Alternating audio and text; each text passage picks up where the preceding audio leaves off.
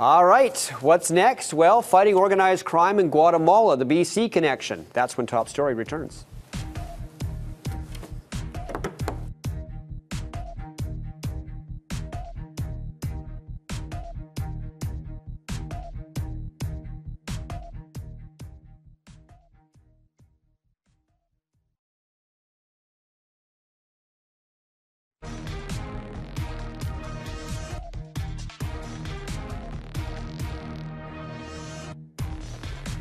Our second story tonight, police officers from BC have received an award.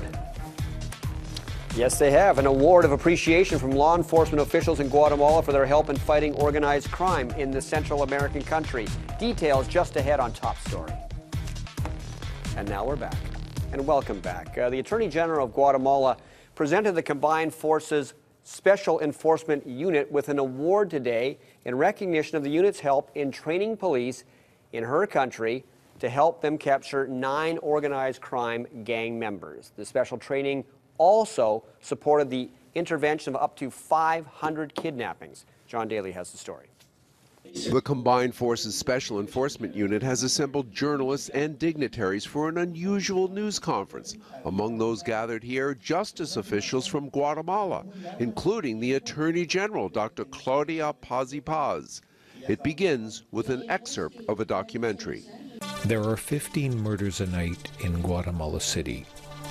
In 2011, the United Nations Office on Drugs and Crime declared Honduras the most dangerous country in the world. The gangs, particularly the Zetas, traffic drugs, extort, kidnap, and murder. They have connections to Canada and to BC, and they kill hundreds of people here in Guatemala every year, including an assistant prosecutor whose dismembered body was left all over the town of Coban, his head in a plastic bag on the front steps of the Justice Building. Ejemplo para que otras personas no cometan este tipo de delitos. Really what it is about having an efficient prosecution penal system, which apart from managing to then arrest and try criminals, it also serves as a deterrent. Investigations that we've carried out have led to the arrest of gangs and subgroups of gangs. For example, within the Zetas, we have detained over 120 people, and that has led to trial condemnation. It's been successful because Guatemalan investigators have been trained in scientifically gathering evidence, in capturing and analyzing video, in doing surveillance, in running wiretaps, in analyzing criminal organizations. And police and prosecutors have been trained in managing major cases, preparing and presenting them in open court. They've been trained by CFSEU and the Justice Education Society of BC. And in the last 3 years, the homicide resolution rate here in Guatemala has gone from just 5% to 28%. Es un cálculo difícil de realizar, pero we could say that a direct result is perhaps 500 lives saved just directly, but that's only the direct cases. So if we look at the indirect cases, with the fact that we've dismantled structures, it's all those other homicides that haven't occurred because we've dismantled them. John Daly, Global News. And for more on how British Columbians are fighting crime in Guatemala, we're joined from our downtown studio by Rick Craig, and he is the Executive Director of the Justice Education Society of BC. And Rick, you have been in Guatemala, what did you say, 50 times at least? At least 50 times, yes. And when you first arrived, when your group first went down to help, how out of control was it? Well, actually, it was interesting. We started in the year 2000. I went down in '99. Of course, they'd had a 36-year civil war. And then what happened, the peace accords happened in '96, and that meant that people started coming back to the country.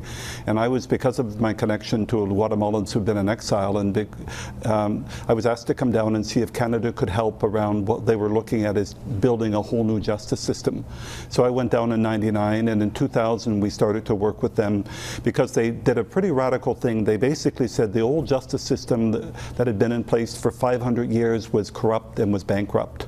They were going to throw it out and start a new one, which was an adversarial system much closer to ours.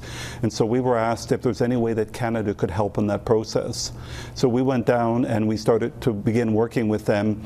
And we started in the year 2000, and they asked us to train prosecutors.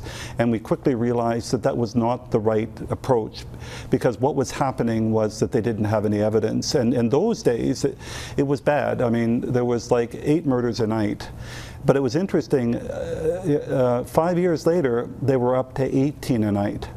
And so the situation in the region over the last decade has deteriorated substantially, both because of the growth of the gangs, the street gangs that are actually very violent and are extorting and killing people, and because, of course, as a result of the dynamics around Mexico, the major narco groups, like the Zetas, have actually gone into Guatemala. So they're really hitting a double, they're getting hit twice, and very substantially.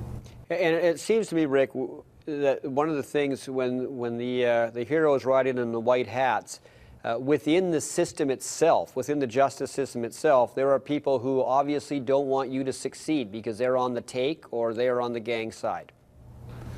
It's true. I mean, there's a lot of things going on in this work, and of course, what we've decided is that the way we can help as Canadians is by starting on the ground, and you start very practically. And what we focused on was murders, and what we focused on, because you know you've got different types of murders. You've got the gangs killing people, which is what we call the common murders, and then you've got the narcos, and you've got the other kinds of more politically inspired activities.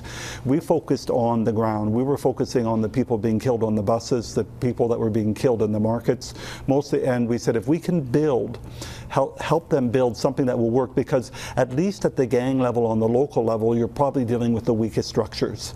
And that's what we've been doing, working with them hand in glove around saying, let's tackle this, let's see if we can get this to work, and let's see if we can find a way of combating this absolute epidemic of violence that's sweeping over not only Guatemala, but the whole northern triangle of Central America.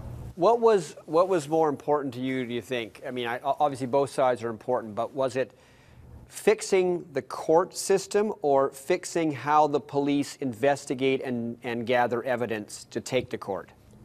Well, it's interesting because we were asked to start training around the court system, and we basically decided quite quickly that that was ridiculous.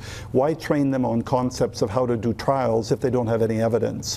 What was clear to me, when I was down there in 2000, we were in the second largest city. We went out to some murders, and we looked at what their kit was. We looked at how they investigated the murders. They had a toolbox, they had a hammer, a pair of pliers, and you had a prosecutor who, because of course they direct the investigations there, that was going around, had a little Instamatic camera that took 36 pictures and was expected to do 9 murders. They just had nothing. And so what we said, look, at what we have to do is start with step 1. We've got to start when the murder happens with the scene, and then we've got to get that, we've got to train them to collect the evidence according to international standards and help them create the systems. And then beyond that, we've got to help them with the investigation and how they actually manage the cases. And then only then can we help them how they prepare for trial. And so it's been a step-building process. It's taken us many, many years. We've been working in Guatemala now for 13 years. Well, it sounds like you have done some great work down there, and you're starting to at least get your arms around the problem. Rick, thanks very much for joining us tonight. Well, thank you very much, and thanks to Canada and all the Canadians who are supporting this work, and obviously it's Canadian dollars that's financing this, so we appreciate that. Thank you very much. Rick Craig is the Executive Director of the Justice Education Society of BC, and we'll have more on Top Story